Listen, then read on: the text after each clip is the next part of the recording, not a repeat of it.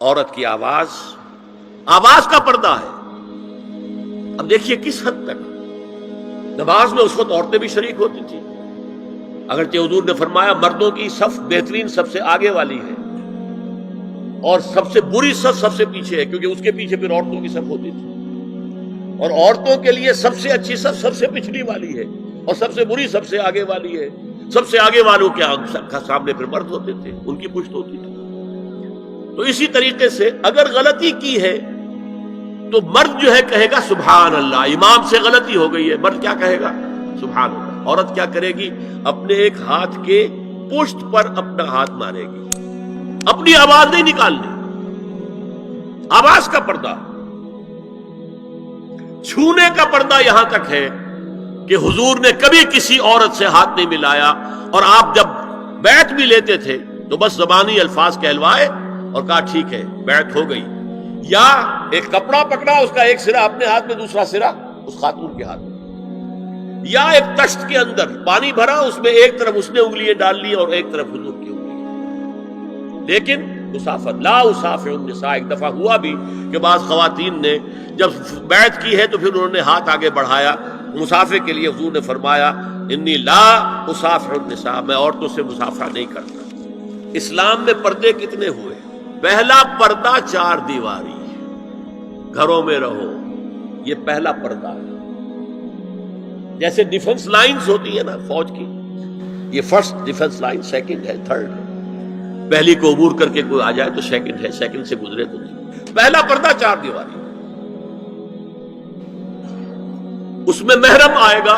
اب دیکھیے اسی پر ہماری تہذیب استوار ہوئی، اسی پر ہمارا آرکیٹیکچر بنا. گھر ایسے بنے کہ مردانہ علیحدہ، زنانہ علیحدہ. چھوٹا آدمی ہے تب بھی بیٹھک علیحدہ، بیٹھک باہر سے کھلے گی اور پھر ڈیوڑی سے ہو کر پھر گھر کے اندر جائیں گے. مرد آئیں گے تو یہاں بیٹھیں گے، اندر نہیں جائیں گے. اندر تو صرف وہی جائیں گے جو محرم ہے، ابدی محرم. دوسرا پردہ ستر، گھر کے اندر جو محرم آ گئے ہیں ان کے سامنے چہرہ تو کھلے گا، باقی جسم کا کوئی حصہ بھائی بہن کا نہیں دیکھ سکتا، اور باپ بیٹی کا نہیں دیکھ سکتا، بیٹا ماں کا نہیں دیکھ سکتا. یہ ستر. عورت پوری کی پوری عورت ہے. عورت کہتی ہے چھپانے کی چیز کو. عورات النساء، عورتوں کی چھپی ہوئی چیزیں جن پر ظاہر نہیں ہوئی. لم یظہروا علی عورات النساء، ابھی تک ہم نے لفظ پڑھایا. ابھی تیسرا پردہ ہے چہرے کا پردہ. یہ ہے غیر محرموں سے، اور جب کہ گھر سے باہر نکلنا ہو اس کے لیے سورہ احزاب میں نے کہا تھا گھر سے باہر کا پردہ. چہرے کا پردہ وہ غیر محرموں سے ہے، اور گھر سے باہر نکلے گی تو غیر محرم سامنے آئیں گے. یا ایھا النبی قل لازواجک وبناتک ونساء المؤمنین یدنین علیہن من جلابیبہن ذالک ادنی ان یعرفن فلا یؤذین وکان اللہ غفورا رحیما. اے نبی صلی اللہ علیہ وسلم کہہ دیجئے اپنی بیٹیوں سے اور اپنی بیویوں سے اور مسلمانوں کی خواتین سے. اب دیکھیے یہ سورہ احزاب ہی میں ہو رہا ہے. شروع میں یا نساء نبی سے بات چلی، استیزان بھی صرف نبی کے گھر میں داخل نہ ہو اذن کے بغیر. آگے چل کر سورہ احزاب ہی میں عام بھی کر دیا. قل لازواجک وبناتک ونساء المؤمنین، کہہ دیجئے اپنی بیویوں سے، اپنی بیٹیوں سے اور اہل ایمان کی خواتین سے، یدنین علیہن من جلابیبہن، کہ وہ اپنے چہروں کے اوپر اپنی جلباب کو لٹکا لیا کریں، چہرہ چھپ جائے. اب اس کی تفسیر میں چاہتا ہوں کہ آپ کو جو مختلف مفسرین نے کی ہے وہ آپ کے سامنے میں رکھوں. حضرت عبداللہ ابن عباس نے اس آیت کی جو وضاحت فرمائی ہے اسے حافظ ابن کثیر نے اپنی تفسیر میں اس طرح نقل کیا ہے. اللہ نے مسلمان عورتوں کو حکم دیا ہے کہ جب وہ کسی کام کے لیے گھروں سے نکلیں تو اپنی چادروں کے پلو اوپر سے ڈال کر اپنا منہ چھپا لیں اور صرف ایک آنکھ کھلی رکھیں. دونوں آنکھیں بھی غلط ہیں. ہمارے ہاں برقع کیوں بنا تھا؟ دیکھیے چادر میں عورت لپٹی ہوگی، اس کا ہاتھ جو ہے اس چادر کو سنبھالنے میں آکوپائی ہو جائے گا۔ برقع ضرورت کی ایجاد ہے جو ہوا ہے، اور اس کے آگے آپ کو معلوم ہے پچھلے برقعوں میں جالیاں لگی ہوتی تھی کہ نگاہوں سے بھی براہ راست سامنا نہ ہو، اور یہ میں نے اپنی آنکھوں سے دیکھا۔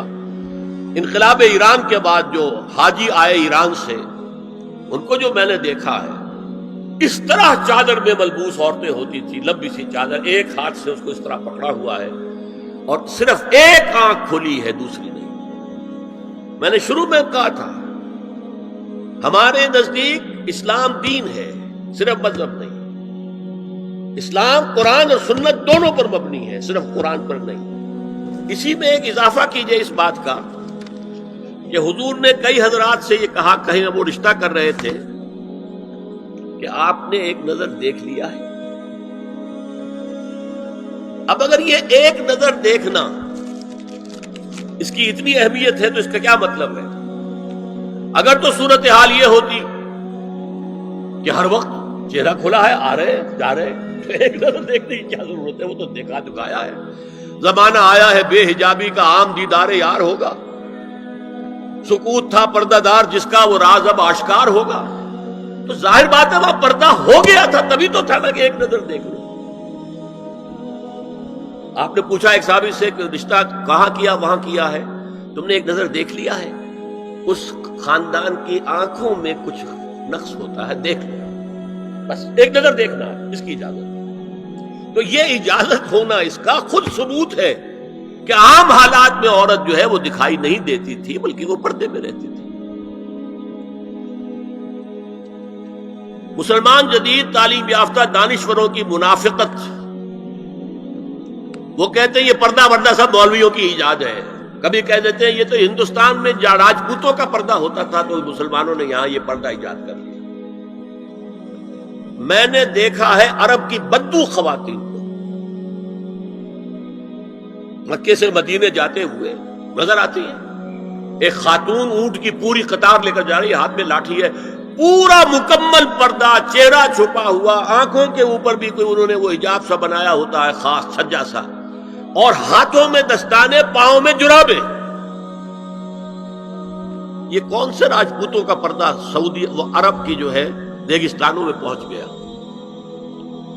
بدو جب آتے ہیں اپنی عورتوں کو اسی حال میں لے کر آتے ہیں، اور ان کا یہ ہے کہ وہ احرام کا معاملہ بھی یہ ہے کہ یہاں چھجا بنا کر آگے چادر لٹکا لیتے، صرف چہرے سے مس نہ کریں بس۔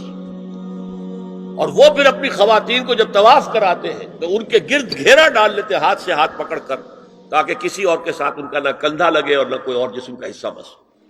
یہ پردہ وہاں کہاں سے آ گیا؟ سر سید کا واقعہ تو میں آپ کو بتا چکا ہوں۔ اب ذرا علامہ اقبال، میں منافقت اس لیے کہہ رہا ہوں کہ ایک طرف ہمارا جدید دانشور طبقہ، مولوی ملاٹے دیوبندی ہوں، فلاں ہوں، یہ ہوں وہ ہوں، یہ دقیانوسی ہے، اصل میں تو سر سید احمد خان، اور پھر علامہ اقبال۔ علامہ اقبال کا حال کیا ہے وہ سن لیجئے آپ۔